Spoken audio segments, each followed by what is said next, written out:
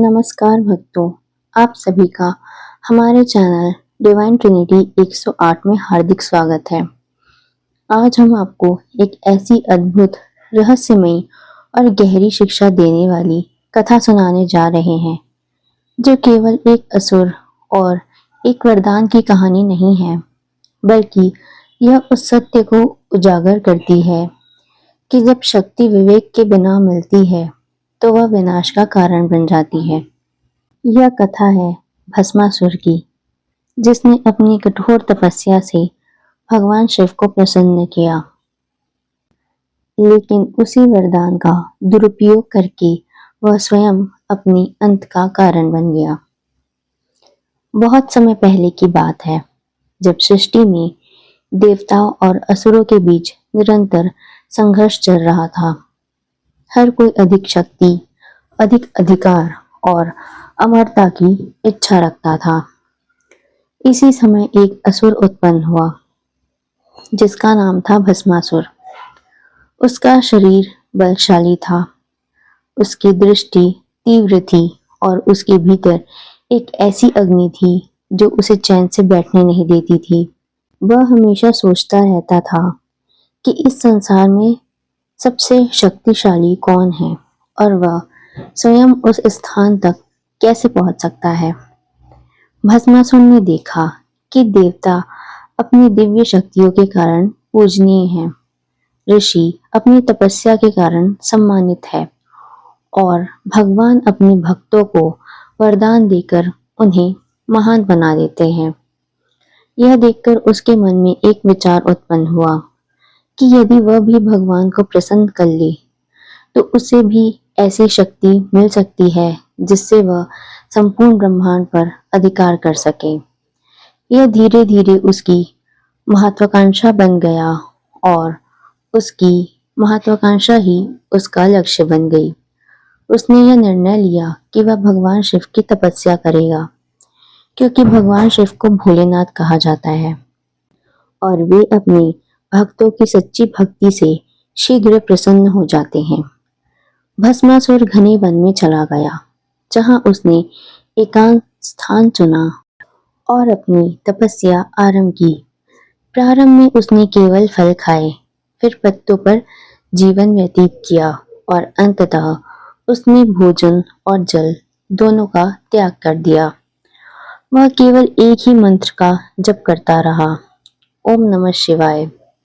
दिन बीतते गए, महीने बीतते गए, वर्ष बीतते गए। भस्मासुर की तपस्या और भी कठोर होती गई। उसने अपने शरीर की परवाह करना छोड़ दिया। तेज धूप में उसका शरीर झुलसता रहा, ठंडी हवा में उसका शरीर कांपता रहा, वर्षा में वह भीगता रहा, लेकिन उसने अपनी तपस्या नहीं छोड़ी। उसका शरीर कमजोर हो गया, लेकिन उसका संकल्प अटूट बना रहा। उसकी तपस्या इतनी प्रबल हो गई कि उसका प्रभाव तीनों लोकों में फैलने लगा। देवता चिंतित हो गए। उन्होंने सोचा कि यदि यह असुर इतना बड़ा वरदान प्राप्त कर लेगा, तो सृष्टि का संतुलन बिगड़ सकता है। लेकिन भस्मासुर की तपस्या को कोई रोक नहीं सका। अंततः एक दिन ऐसा आया जब उसकी तपस्या से प्रसन्न होकर भगवान शिव उसके सामने प्रकट हुए। चारों ओर दिव्य प्रकाश फैल गया, वातावरण में शांति और ऊर्जा का अद्भुत संगम हो गया। भगवान शिव का स्वरूप अत्यंत तेजस्वी था। जटाओं से गंगा बह रही थी, मस्तक पर चंद्रमा विराजमान था और उनके शरीर पर भस्म सुशोभित थी। भगवान शिव ने कहा, हे भस्मासुर, मैं तुम्हारी तपस्या से प्रसन्न हूँ। तुम जो भी वरदान मांगना चाहते हो, मांगो।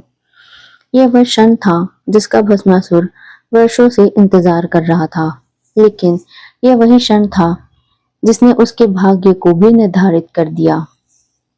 भस्मासुर ने बिना किसी गहरे विचार के कहा, हे महादेव, मुझे ऐसा वरदान दीजिए कि मैं जिसके सिर पर हाथ रखूं, वह तुरंत भस्म हो जाए। यह वरदान अत्यंत खतरनाक था। यह केवल शक्ति नहीं, बल्कि संहार का अधिकार था। भगवान शिव कुछ क्षणों के लिए मौन रहे। उन्होंने अपने भीतर विचार किया, लेकिन वे अपने भक्त की भक्ति से प्रभावित थे। उन्होंने अंततः कहा, तथास्तु। जैसे ही वह शब्द उच्चारित हुआ, भस्मासुर को वह शक्ति प्राप्त हो गई। उस क्षण उसके भीतर एक परिवर्तन आया। उसकी आंखों में अहंकार की चमक आ गई। उसके चेहरे पर घमंड की रेखा स्पष्ट दिखाई देने लगी। वह स्वयं को अजेय समझने लगा। उसने सोचा, अब मुझे कोई नहीं रोक सकता। अब मैं सबसे शक्तिशाली हूँ। लेकिन शक्ति के साथ यदि विवेक न हो, तो वही शक्ति विनाश का कारण बन जाती है। भस्मासुर के मन में एक भयानक विचार आया। क्यों ना इस शक्ति को उसी पर आजमाया जाए जिसने मुझे यह शक्ति दी है। यह विचार ही उसके पतन की शुरुआत था।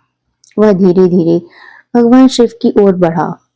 उसके कदमों में अहंकार था, उसकी आंखों में पागलपन था। उसने अपना हाथ उठाया और भगवान शिव के सिर की ओर बढ़ने लगा। भगवान शिव यह देखकर चकित रह गए। उन्हें अपनी भूल का एहसास हुआ कि उन्होंने बिना सोचे समझे इतना खतरनाक वरदान दे दिया। उन्होंने तुरंत वहां से हटना शुरू किया, लेकिन भस्मासुर उनका पीछा करने लगा। अब एक विचित्र स्थिति उत्पन्न हो गई थी। सृष्टि के संहारक स्वयं अपनी रक्षा के लिए भाग रहे थे और एक असुर उनका पीछा कर रहा था। देवता यह देखकर भयभीत हो गए। उन्होंने तुरंत भगवान विष्णु की शरण ली और उनसे सहायता की प्रार्थना की। भगवान विष्णु ने शांत भाव से सब कुछ सुना। उन्होंने समझ लिया कि यह समस्या बल से नहीं बल्कि बुद्धि और माया से हल होगी। तब उन्होंने एक अद्भुत योजना बनाई। भगवान विष्णु ने एक अत्यंत सुंदर और मोहक स्त्री का रूप धारण किया, मोहिनी। यह रूप इतना आकर्षक था कि कोई भी उसे देखकर मोहित हो जाए। मोहिनी का सौंदर्य अलौकिक था। उसकी चाल में संगीत था, उसकी आंखों में आकर्षण था, उसकी मुस्कान में जादू था। जब भस्मासुर ने मोहिनी को देखा, तो वह तुरंत उसके मोह में पड़ गया। वह अपनी शक्ति, अपना लक्ष्य, सब कुछ भूल गया।